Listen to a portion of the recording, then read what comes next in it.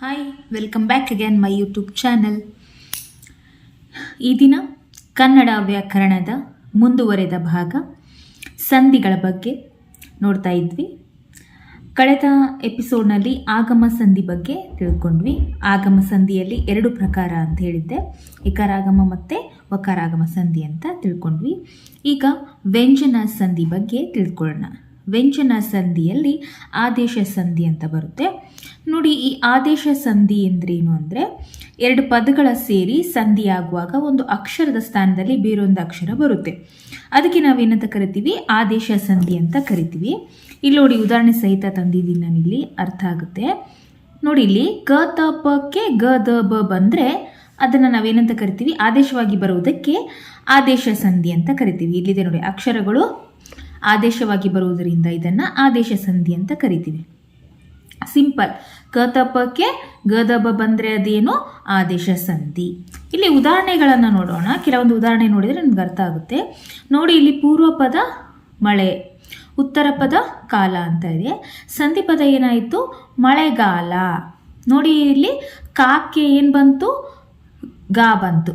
ನಾ ಹೇಳಿದ ಹಾಗೆ ಕ ತ ಪಕ್ಕೆ ಗ ದ ಬ ಬಂದರೆ ಏನಾಗುತ್ತೆ? ಆದೇಶ ಸಂಧಿ ಆಗುತ್ತೆ ಅಂತ ಹೇಳಿದ್ದೆ. ಸೊ ಇಲ್ಲಿ ಏನಾಯಿತು? ಖಗೆ ಗ ಬಂತು. ಇಲ್ಲಿದೆ ಅಲ್ವಾ, ಖಗೆ ಗ ಬಂದಿದೆ. ಹಾಗೆ ಇಲ್ಲಿ ಖಗೆ ಏನಾಯಿತು? ಗ ಬಂದಿದೆ. ಸೊ ಏನಾಯ್ತು ಈಗ? ಇದು ಯಾವ ಸಂಧಿ ಆಯಿತು? ಆದೇಶ ಸಂಧಿ. ಅದರ ಹಾಗೆಯೇ ಇಲ್ಲಿ ನೋಡಿ, ಹಸ ಪೂರ್ವ ಪದ ಏನಿದೆ? ಹಸ ಅಂತಿದೆ. ಉತ್ತರ ಪದ ಕನ್ನಡ. ಇಲ್ಲಿ ಸಂಧಿ ಪದ ಏನಾಯಿತು? ಹಸಗನ್ನಡ. ಸೊ ಇಲ್ಲಿ ಖಗೆ ಏನು ಬಂತು? ಗ ಬಂತು. ಸೊ ಇದು ಯಾವ ಸಂಧಿ ಆಯಿತು ಹಾಗಿದ್ರೆ? ಆದೇಶ ಸಂಧಿ. ಹಾಗೆಯೇ ಇಲ್ಲಿ ಇನ್ನಷ್ಟು ಉದಾಹರಣೆಗಳಿವೆ ನೋಡಿ. ಮೈ ಪ್ಲಸ್ ತೊಳೆ ಮೈದೊಳೆ, ತಕ್ಕೆ ದ ಬಂತು. ನೋಡಿ, ಇಲ್ಲಿ ಹೇಳಿದ ಹಾಗೆ ತಕ್ಕೆ ದ ಬಂದರೆ ಏನು? ಸಂಧಿ ಪದ ಏನಾಗುತ್ತೆ? ಆದೇಶ ಸಂಧಿ ಆಗುತ್ತೆ. ಸೊ ಇಲ್ಲಿ ತಕ್ಕೆ ಏನು ಬಂದಿದೆ? ದ ಬಂದಿದೆ. ಕ ತ ಪಕ್ಕೆ ಗ ದ ಬ ಬಂದರೆ ಆದೇಶ ಸಂಧಿ. ಹಾಗೆಯೇ ಕಣ್ ಪ್ಲಸ್ ಪನಿ ಕಂಬನಿ. ನೋಡಿ, ಇಲ್ಲಿ ಪಕ್ಕೆ ಬ ಬಂದಿದೆ. ಸೊ ಪಕ್ಕೆ ಇಲ್ಲಿ ಕೂಡ ಏನು ಬಂದಿದೆ? ಬ ಬಂದಿದೆ. ಸೊ ಏನಾಯಿತು? ಆದೇಶ ಸಂಧಿ. ಬೆಟ್ಟ ಪ್ಲಸ್ ತಾವರೆ ಬೆಟ್ಟದಾವರೆ, ತಕ್ಕೆ ದ ಬಂದಿದೆ. ಇಷ್ಟೇ ಸಿಂಪಲ್. ಈ 3 ಇದೇನು ಉದಾಹರಣೆ ಇದೆಯಲ್ಲ, ಟ್ರಿಕ್ಸ್ ಇದೆಯಲ್ಲ, ಇದು ನಾನು ಸ್ವಲ್ಪ ನೀವು ನೆನ್ಪಿಟ್ಕೊಂಡ್ಬಿಟ್ರೆ ನಿಮಗೆ ಆದೇಶ ಸಂಧಿ ಯಾವುದು ಅಂತ ಫೈಂಡ್ ಔಟ್ ಮಾಡೋಕ್ಕೆ ತುಂಬಾ ಈಸಿ ಆಗುತ್ತೆ. ಕ ತ ಪಕ್ಕೆ ಗ ದ ಬ ಬಂದರೆ ಆದೇಶ ಸಂಧಿ ಅಂತ ಅರ್ಥ. ಇಲ್ಲಿ ಇನ್ನೊಂದು, ಈ ವ್ಯಂಜನ ಸಂಧಿಯಲ್ಲಿ ಕೇವಲ ಎಲ್ಲರೂ ಆದೇಶ ಸಂಧಿ ಮಾತ್ರ ಇದೆ ಅಂತೇಳಿ ತಿಳ್ಕೊತಾರೆ. ಬಟ್ ಇಲ್ಲಿ ಇನ್ನೊಂದಿದೆ, ಅದನ್ನು ಬಹಳ ಜನ ಯೂಸ್ ಮಾಡೋಲ್ಲ. ಪ್ರಕೃತಿ ಭಾವ ಅಂತ ಕರಿತೀವಿ. ಇಲ್ಲೊಂದು ಸಂಧಿ ಬರುತ್ತೆ, ಪ್ರಕೃತಿ ಭಾವ ಅಂತ. ಆಲ್ಮೋಸ್ಟ್ ಇದನ್ನು ಯಾರು ಅಷ್ಟು ಯೂಸ್ ಮಾಡೋದಿಲ್ಲ. ಬಟ್ ಪ್ರಕೃತಿ ಭಾವ ಅಂತಂದರೆ ಒಂದು ಸ್ವಲ್ಪ ಉದಾಹರಣೆ ಸಹಿತ ಅದನ್ನು ಏನಂತ ನೋಡ್ಬಿಡೋಣ. ಇಲ್ಲಿ ನೋಡಿ, ಸ್ವರದ ಮುಂದೆ ಸ್ವರ ಬಂದರೂ ಕೆಲವು ಕಡೆಗಳಲ್ಲಿ ಲೋಪ ಆಗಮ ಮೊದಲಾದ ಸಂಧಿ ಕಾರ್ಯಗಳಾಗದೆ ಇದ್ದ ಹಾಗೆ ಇರುವುದನ್ನು ನಾವೇನಂತ ಕರಿತೀವಿ? ಪ್ರಕೃತಿ ಭಾವ ಅಂತ ಕರಿತೀವಿ ಅಲ್ವಾ. ಸ್ವರದ ಮುಂದೆ ಸ್ವರ ಬಂದರೂ ಕೆಲವು ಕಡೆ ಲೋಪ ಆಗಮ ಮೊದಲಾದ ಸಂಧಿ ಕಾರ್ಯಗಳು ಏನು ಚೇಂಜಸ್ ಆಗೋದೇ ಇಲ್ಲ, ಅವು ಹಾಗೇನೆ ಇರುತ್ತೆ. ಏನು ವರ್ಡ್ಸ್ ಇರುತ್ತಲ್ಲ, ಅದು ಹೇಗಿರುತ್ತೆ ಹಾಗೇ ಇರುತ್ತೆ. ಸೊ ಅದಕ್ಕೇನಂತ ಕರಿತೀವಿ ನಾವು? ಪ್ರಕೃತಿ ಭಾವ ಅಂತ ಕರಿತೀವಿ. ಇಲ್ಲಿ ನಿಮಗೆ ಉದಾಹರಣೆ ಕೊಟ್ಟಿದ್ದೀನಿ ನೋಡಿ, ಉದಾಹರಣೆ ತೋರಿಸ್ತೀನಿ ಅಂದರೆ ಅರ್ಥ ಆಗುತ್ತೆ. ಇಲ್ಲಿ ನೋಡಿ ಉದಾಹರಣೆ. ಆಕಳು, ಆ ಪ್ಲಸ್ ಆಕಳು ಆಕಳು. ಇಲ್ಲಿ ಏನಾದರೂ ಚೇಂಜಸ್ ಆಯಿತಾ? ಇಲ್ಲ ಅಲ್ವಾ. ಆಕಳು ಅಂತ ಕರಿತೀವಿ, ಅಲ್ಲಿ ಆಕಳು. ಸೊ ಇಲ್ಲಿ ಏನಾದರೂ ಚೇಂಜಸ್ ಆಯಿತಾ? ಏನೂ ಚೇಂಜಸ್ ಆಗಿಲ್ಲ. ಇದು ಪ್ರಕೃತಿ ಭಾವ ಇರೋದೇ ಹಾಗೆ. ಸೊ ಇಂತಹ ಸಂಧಿಗಳ ಅಕ್ಷರಗಳಂತ ಕರಿತೀವಿ ಪ್ರಕೃತಿ ಭಾವ ಸಂಧಿ ಅಂತ ಕರಿತೀವಿ. ಆ ಅಂಗಡಿ, ಇದನ್ನು ಬಿಡಿಸಿ ಬರೀರಿ ನೋಡೋಣ. ಆ ಪ್ಲಸ್ ಅಂಗಡಿ ಆ ಅಂಗಡಿ. ಇಲ್ಲಿ ಏನಾದರೂ ಚೇಂಜಸ್ ಆಯಿತಾ? ಇಲ್ಲ ಅಲ್ವಾ. ಸೊ ಹಾಗೆ ಇದಕ್ಕೆ ಪ್ರಕೃತಿ ಭಾವ ಅಂತ ಕರಿತೀವಿ. ಇಲ್ಲಿ ನೋಡ್ರಿ, ಇತ್ತ ಪ್ಲಸ್ ಬಾ ಇತ್ತ ಬಾ. ಇಲ್ಲಿ ಏನಾದರೂ ಚೇಂಜಸ್ ಆಯಿತಾ? ಇಲ್ಲ. ಅಣ್ಣ ಪ್ಲಸ್ ಇಲ್ಲಿ ನೋಡು ಅಣ್ಣ, ಅಲ್ಲಿ ನೋಡು, ಅಲ್ಲಿ ನೋಡು. ಏನಾದರೂ ಚೇಂಜಸ್ ಆಯಿತಾ? ಇಲ್ಲ. ಸೊ ಇಲ್ಲಿ ಸಂಧಿಕಾರಿ ಯಾವುದು ಕೂಡ ಚೇಂಜಸ್ ಆಗೋದಿಲ್ಲ, ಅದು ಹೇಗಿರುತ್ತೋ ಹಾಗೇನೇ ಇರುತ್ತೆ. ಸೊ ಆ ಥರದಕ್ಕೆಲ್ಲ ನಾವೇನಂತ ಕರಿತೀವಿ? ಪ್ರಕೃತಿ ಭಾವ ಅಂತ ಕರಿತೀವಿ ಅಲ್ವಾ. ಸೊ ಇಲ್ಲಿ ನೋಡಿ, ನಾವು ಕನ್ನಡ ಸಂಧಿಗಳ ಬಗ್ಗೆ ಲಾಸ್ಟ್ ತರಗತಿಯಲ್ಲಿ ನೋಡಿದ್ವಿ.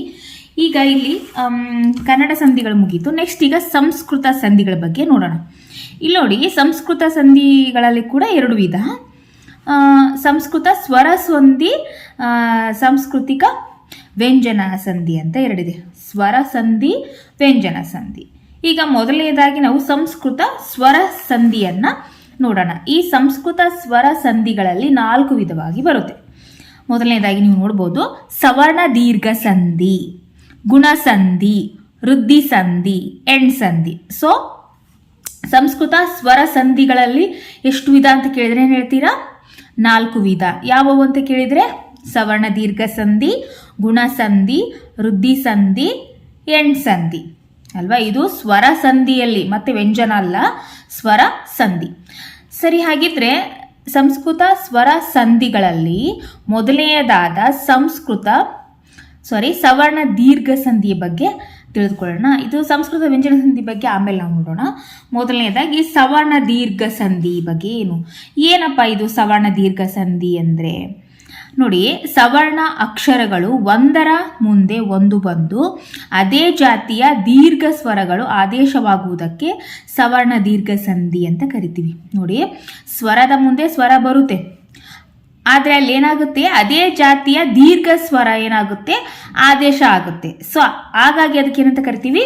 ಸವರ್ಣ ದೀರ್ಘ ಸಂಧಿ ಅಂತ ಕರಿತೀವಿ. ಇಲ್ಲಿ ನೋಡಿ, ಸುರ ಪ್ಲಸ್ ಅಸುರ ಏನಾಯಿತು? ಸುರಾಸುರ. ಒಂದರ ಮುಂದೆ ಒಂದು ಅದೇ ಜಾತಿ ದೀರ್ಘಾಕ್ಷರಗಳು ಬಂದಿವೆ, ಆದರೆ ಏನಾಯ್ತು, ಇಲ್ಲಿ ಆದೇಶವಾಗುವುದಕ್ಕೆ ಅದೇ ಜಾತಿಯ ದೀರ್ಘ ಸ್ವರ ಏನಾಯಿತು, ಆದೇಶ ಆಯಿತು. ಹಾಗಾಗಿ ಇದಕ್ಕೆ ಸವರ್ಣ ದೀರ್ಘ ಸಂಧಿ ಅಂತ ಕರಿತೀವಿ. ಇನ್ನೊಂದು ಉದಾಹರಣೆ ನೋಡ್ರಿ, ವಿದ್ಯಾ ಪ್ಲಸ್ ಅಭ್ಯಾಸ, ವಿದ್ಯಾಭ್ಯಾಸ ಅಲ್ವಾ? ನೆಕ್ಸ್ಟ್ ಇನ್ನಷ್ಟು ಉದಾಹರಣೆಗಳನ್ನು ನೋಡಿ. ಇಲ್ಲಿ ಗುರು ಪ್ಲಸ್ ಉಪದೇಶ, ಗುರುಪದೇಶ. ಹಾಗೆಯೇ ಬಹು ಪ್ಲಸ್ ಊರ್ಜಿತ, ಬಹುರ್ಜಿತ. ಹಾಗೆ ಮಹಾ ಪ್ಲಸ್ ಆತ್ಮ, ಮಹಾತ್ಮ. ಹಾಗೆ ಗಿರಿ ಪ್ಲಸ್ ಈಶ, ಗಿರೀಶ. ಕವಿ ಪ್ಲಸ್ ಇಂದ್ರ, ಕವೀಂದ್ರ. ಇಲ್ಲಿ ನೋಡಿ, ಈ ಎಕ್ಸಾಂಪಲ್ ಏನಿದೆ ತುಂಬ ಸರಿ ಕೇಳಿದ್ದಾರೆ ಸವರ್ಣ ದೀರ್ಘ ಸಂಧಿಯಲ್ಲಿ. ಕವೀಂದ್ರ ಅಂತಕ್ಕಂಥದ್ದನ್ನ ಬಿಡಿಸಿ ಬರೆಯಿರಿ ಅಂತ ಕೇಳಿದ್ದಾರೆ. ಆಮೇಲೆ ಕವೀಂದ್ರ ಅಂತಕ್ಕಂಥ ವರ್ಡ್ ಕೊಟ್ಟು ಇದು ಯಾವ ಸಂಧಿ ಅಂತ ಕೇಳಿದ್ದಾರೆ. ಸೊ ಇದು ತುಂಬ ಸರಿ ಕೇಳಿದ್ದಾರೆ. ಸೊ ಇದು ಯಾವ ಸಂಧಿಯಲ್ಲಿ ಬರುತ್ತೆ? ಸವರ್ಣ ದೀರ್ಘ ಸಂಧಿಯಲ್ಲಿ. ಕವಿ ಪ್ಲಸ್ ಇಂದ್ರ, ಕವೀಂದ್ರ. ಮುನಿ ಪ್ಲಸ್ ಇಂದ್ರ, ಮುನೀಂದ್ರ. ಲಕ್ಷ್ಮಿ ಪ್ಲಸ್ ಇಂದ್ರ, ಲಕ್ಷ್ಮೀಂದ್ರ. ಆಮೇಲೆ ಗಜ ಪ್ಲಸ್ ಆನನ, ಗಜಾನನ. ಶುಭ ಪ್ಲಸ್ ಆಶಯ, ಶುಭಾಶಯ. ಹೀಗೆ ಇನ್ನಷ್ಟು ಉದಾಹರಣೆಗಳಿವೆ. ನಾನು ಸಾಕು, ಈಗ ಒಂದು 10 ಉದಾಹರಣೆ ನಿಮಗೆ ತಂದಿದ್ದೀನಿ. ನೆಕ್ಸ್ಟ್, ಈಗ ಸಂಸ್ಕೃತ ಸಂಧಿಗಳಲ್ಲಿ 2 ವಿಧವಾದ ಸಂಸ್ಕೃತ ಸ್ವರ ಸಂಧಿಯಲ್ಲಿ ನಾವೀಗ ಎರಡನೆಯದಾದ ಗುಣಸಂಧಿ ಬಗ್ಗೆ ನೋಡೋಣ. ಇಲ್ಲಿ ನೋಡಿ, ಸ್ವಲ್ಪ ಕನ್ಫ್ಯೂಸ್ ಆಗ್ಬೋದು, ಸ್ವಲ್ಪ ನೀಟಾಗಿ ಅರ್ಥ ಮಾಡ್ಕೊಳ್ಳಿ. ಪೂರ್ವ ಪದದ ಕೊನೆಯಲ್ಲಿ ಅ ಆ ಕಾರಗಳು, ಉತ್ತರ ಪದದ ಈ ಕಾರಗಳು ಬಂದರೆ ಅವೆರಡರ ಸ್ಥಾನದಲ್ಲಿ ಏಕಾರವು ಪೂರ್ವ ಪದದ ಅ ಆ ಕಾರಗಳಿಗೆ, ಉತ್ತರ ಪದದ ಆದಿಯಲ್ಲಿ ಊಕಾರವು ಬಂದರೆ ಅವೆರಡರ ಸ್ಥಾನದಲ್ಲಿ ಓಕಾರವು ಪೂರ್ವ ಪದದ ಅಕಾರಗಳಿಗೆ, ಉತ್ತರ ಪದದ ಋಕಾರವು ಬಂದರೆ ಅವೆರಡರ ಸ್ಥಾನದಲ್ಲಿ ಅರ್ಕಾರವು ಬಂದು ಸಂಧಿಯಾಗುವುದನ್ನು ಗುಣಸಂಧಿ ಅಂತ ಕರಿತೀವಿ. ತುಂಬ ಕನ್ಫ್ಯೂಸ್ ಆಗಿರ್ಬೋದಲ್ವಾ? ಸೊ ಇಲ್ಲಿ ಒಂದು ಸಿಂಪಲ್ ಟ್ರಿಕ್ಸ್ ಕೊಟ್ಟಿದ್ದೀನಿ. ಏನಂದರೆ, ಓ ಕಂಠ ಬಂದರೆ, ನೇ ದೀರ್ಘ ಬಂದರೆ ಅಥವಾ ಅರ್ಕಾವಳಿ ಬಂತು ಅಂದರೆ ಅದಕ್ಕೆ ನಾವೇನಂತ ಕರಿತೀವಿ? ಗುಣಸಂಧಿ ಅಂತ ಕರಿತೀವಿ. ಯಾಕಂದರೆ ಇಷ್ಟನ್ನೆಲ್ಲ ನೆನ್ಪಿಡ್ಲಿಕ್ಕೆ ಆಗಲ್ಲ ಅಲ್ವಾ? ಈ ಅಕಾರಗಳಿಗೆ ಈ ಕಾರ, ಅಕಾರಗಳಿಗೆ ಓ ಕಾರ, ಇಷ್ಟೆಲ್ಲ ನೆನ್ಪಿಡ್ಲಿಕ್ಕೆ ಆಗೋದಿಲ್ಲ. ಹಾಗಾಗಿ ಇಲ್ಲಿ ಉದಾಹರಣೆ ಕೊಟ್ಟಿದ್ದೀನಿ ನೋಡಿ ನಾನು.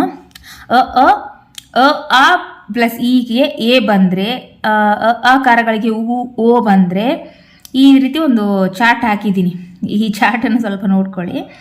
ಇಲ್ಲ ಇನ್ನಷ್ಟು ಸಿಂಪಲ್ ಹೇಳೋದಂದ್ರೆ, ಓ ಮತ್ತೆ ದೀರ್ಘ ಬಂದರೆ ಅದು. ಅಲ್ಲಿ ಸ್ವಲ್ಪ ಉದಾಹರಣೆಗಳನ್ನು ನೋಡೋಣ, ಅಂದರೆ ನಿಮಗೆ ಅರ್ಥ ಆಗುತ್ತೆ. ಇಲ್ಲಿ ನೋಡಿ, ಮಹಾ ಪ್ಲಸ್ ಈಶ, ಮಹೇಶ. ಇಲ್ಲೇನಾಯಿತು? ದೀರ್ಘ ಬಂದಿದೆ ನೋಡಿ ಅಲ್ವಾ? ಸೊ ಇಲ್ಲಿ ಹೇಳಿದ ಹಾಗೆ ನನಗೆ ಸಿಂಪಲ್ ಟ್ರಿಕ್ಸ್ ಹೇಳಿದ್ದೀನಲ್ವಾ? ದೀರ್ಘ ಬಂದರೆ, ಅರ್ಕಾವಳಿ ಬಂತು ಅಂದರೆ, ಓ ಕಂಠ ಬಂತು ಅಂದರೆ ಅದೇನಾಯಿತು? ಗುಣಸಂಧಿ ಅಂತ ಹೇಳಿದೆ. ಸೊ ಇಲ್ಲಿ ದೀರ್ಘ ಬಂದಿದೆ, ಏನಾಯ್ತಿದು? ಗುಣಸಂಧಿ. ನೆಕ್ಸ್ಟ್, ಸುರ ಪ್ಲಸ್ ಈಶ, ಸುರೇಶ. ಏನಾಯಿತು? ದೀರ್ಘ ಬಂದಿದೆ. ನೆಕ್ಸ್ಟ್, ಸೂರ್ಯ ಪ್ಲಸ್ ಉದಯ, ಸೂರ್ಯೋದಯ. ಅರ್ಕಾವಳಿ ಬಂತು ಅಂತ ಹೇಳಿದ್ರು ಕೂಡ ಗುಣಸಂಧಿ ಅಂತ ಹೇಳಿದರೆ, ಸೊ ಇಲ್ಲಿ ಅರ್ಕಾವಳಿ ಬಂದಿದೆ ಸೂರ್ಯೋದಯ ಅಂತ. ಸೊ ಏನಾಯಿತು? ಗುಣಸಂಧಿ. ಮಹಾ ಪ್ಲಸ್ ಉನ್ನತಿ ಮಹೋನ್ನತಿ, ದೀರ್ಘ ಬಂದಿದೆ. ಚಂದ್ರ ಪ್ಲಸ್ ಉದಯ ಚಂದ್ರೋದಯ, ದೀರ್ಘ. ದೇವ ಪ್ಲಸ್ ಇಂದ್ರ ದೇವೇಂದ್ರ. ನೋಡಿ ಇಲ್ಲಿ ದೇವೇಂದ್ರ ಅಂತಕ್ಕಂಥದ್ದನ್ನು ಕೂಡ ಉದಾಹರಣೆಯಾಗಿ ತುಂಬ ಸರಿ ತಗೊಂಡಿದ್ದಾರೆ. ಸೊ ಇದು ಯಾವ ಸಂಧಿ? ಇದು ಗುಣಸಂಧಿ. ಅರ್ಥ ಆಯ್ತಲ್ವಾ?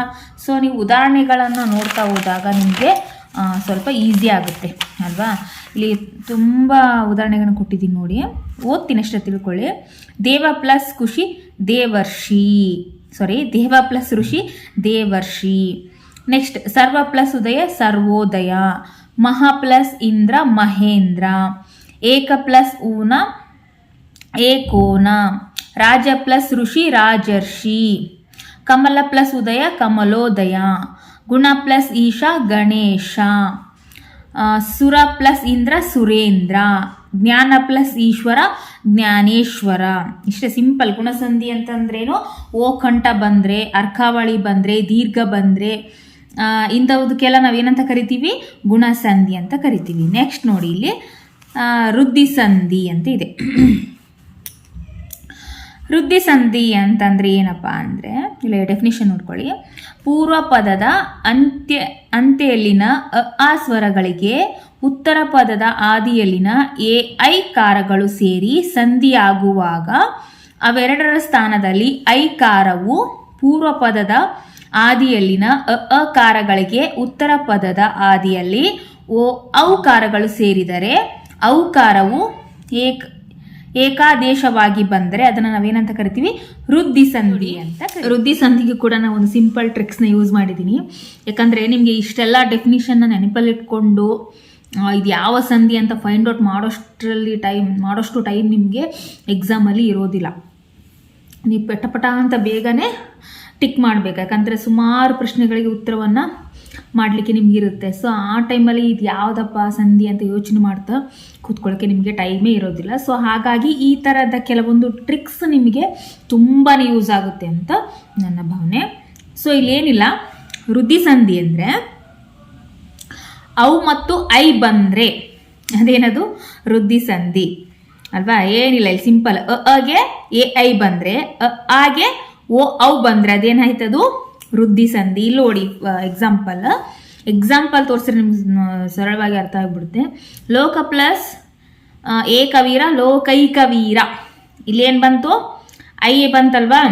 ಸೊ ಏನಾಯ್ತಿದು? ವೃದ್ಧಿಸಂಧಿ. ಏಕ ಪ್ಲಸ್ ಏಕ ಏಕೈಕ. ಐಕಾರ ಬಂತಲ್ವಾ? ಸೊ ಏನದು? ವೃದ್ಧಿಸಂಧಿ. ಜನ ಪ್ಲಸ್ ಐಕ್ಯ ಜನೈಕ್ಯ. ಏನು ಬಂತು? ಐ ಬಂತು. ಸೊ ಏನದು? ವೃದ್ಧಿಸಂಧಿ.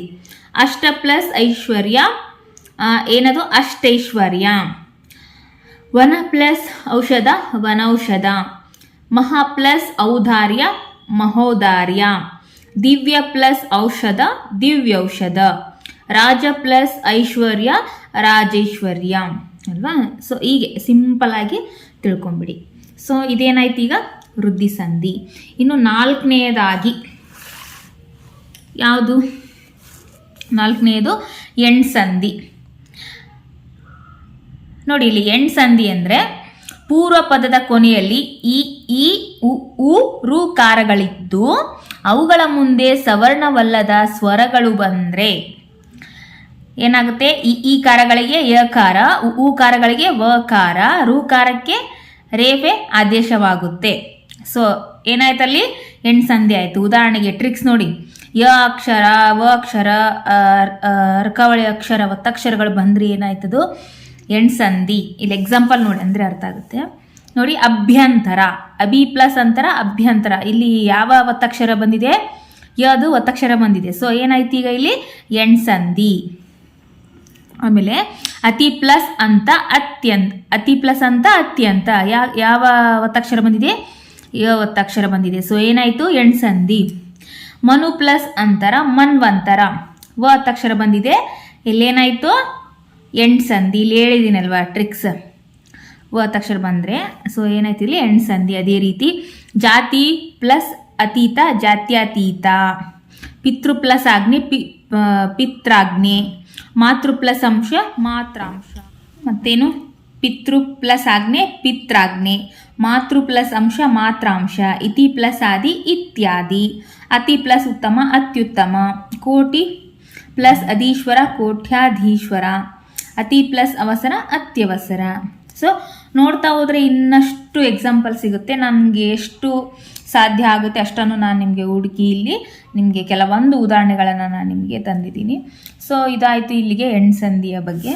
ಇಲ್ಲಿ ನೋಡಿ, ಈಗ ಆಲ್ಮೋಸ್ಟ್ ನಾನು ಏನು ಮಾಡಿದೆ, ಸಂಸ್ಕೃತ ಸಂಧಿಗಳಲ್ಲಿ 2 ವಿಧಗಳಲ್ಲಿ, ಸಂಸ್ಕೃತ ಸ್ವರ ಸಂಧಿ ಮತ್ತು ಸಂಸ್ಕೃತ ವ್ಯಂಜನ ಸಂಧಿಗಳಲ್ಲಿ ಸಂಸ್ಕೃತ ಸ್ವರ ಸಂಧಿಯ ಬಗ್ಗೆ ನಾನು ನಿಮಗೆ ಎಕ್ಸ್ಪ್ಲನೇಷನ್ ಕೊಟ್ಟೆ. ಸೊ ಇನ್ನು ಸಂಸ್ಕೃತ ವ್ಯಂಜನ ಸಂಧಿ ಬಗ್ಗೆ ನಾಳೆ ನೋಡೋಣ, ತುಂಬ ಲೆಂತ್ ಆಗಿಬಿಡುತ್ತೆ ಇದು. ಸೊ ನಾನು ಇಲ್ಲಿ ಯಾವ ರೀತಿಯಾಗಿ ನೋಟ್ಸ್ ಮಾಡಿದ್ದೀನಿ ಇಲ್ಲಿ ನೋಡಿ, ನೀಟಾಗಿ ನಾನು ನಿಮಗೆ ನೋಟ್ಸ್ ಮಾಡಿದ್ದೀನಿ. ಇದೇ ರೀತಿಯಾಗಿ ನೀವು ಕೂಡ ನೋಟ್ಸ್ ಮಾಡ್ಕೊಳ್ಳಿ, ವಿಡಿಯೋನ ಪಾಸ್ ಮಾಡಿಕೊಂಡು ನೋಟ್ಸನ್ನು ಮಾಡ್ಕೊಳ್ಳಿ, ನಿಮಗೂ ಕೂಡ ಯೂಸ್ ಆಗುತ್ತೆ. ಈ ವಿಡಿಯೋ ನಿಮಗೆ ತುಂಬಾ ಇಷ್ಟ ಆದರೆ ನಿಮ್ಮ ಫ್ರೆಂಡ್ಸ್ಗೆ ಶೇರ್ ಮಾಡಿ, ಮತ್ತು 10th ಸ್ಟ್ಯಾಂಡರ್ಡ್ ಯಾರೆಲ್ಲ ಇದ್ದಾರೆ ಅವ್ರಿಗೂ ಕೂಡ ಶೇರ್ ಮಾಡಿ. ಹಾಗೆ ನಿಮ್ಮ ಏನಾದರೂ ಕ್ವಶನ್ಸ್ ಇದ್ದರೆ ದಯವಿಟ್ಟು ಕಮೆಂಟ್ ಬಾಕ್ಸ್ನಲ್ಲಿ ತಿಳಿಸಿ. ಏನಾದರೂ ಡೌಟ್ಸ್ ಇದ್ದರೆ, ಕ್ವಶನ್ಸ್ ಇದ್ದರೆ ನಾನು ಉತ್ತರವನ್ನು ನೀಡ್ತೇನೆ. ಹಾಗೆ ಇನ್ನು ಯಾರೆಲ್ಲ ನಮ್ಮ ಚಾನಲ್ಗೆ ಸಬ್ಸ್ಕ್ರೈಬ್ ಆಗಿಲ್ಲ ದಯವಿಟ್ಟು ಸಬ್ಸ್ಕ್ರೈಬ್ ಮಾಡ್ಕೊಳ್ಳಿ. ಸಬ್ಸ್ಕ್ರೈಬ್ ಆಗದೇ ತುಂಬ ಜನ ನೋಡ್ತಾ ಇದ್ದೀರಾ, ದಯವಿಟ್ಟು ಸಬ್ಸ್ಕ್ರೈಬ್ ಮಾಡ್ಕೊಳ್ಳಿ. ಓಕೆ, ಇಲ್ಲಿಗೆ ಈ ವಿಡಿಯೋವನ್ನು ಎಂಡ್ ಮಾಡ್ತಾ ಇದ್ದೀನಿ. ಇನ್ನು ನೆಕ್ಸ್ಟ್ ಕ್ಲಾಸಲ್ಲಿ ಸಂಸ್ಕೃತ ವ್ಯಂಜನ ಸಂಧಿ ಬಗ್ಗೆ ನೋಡೋಣ. Okay, thanks for watching.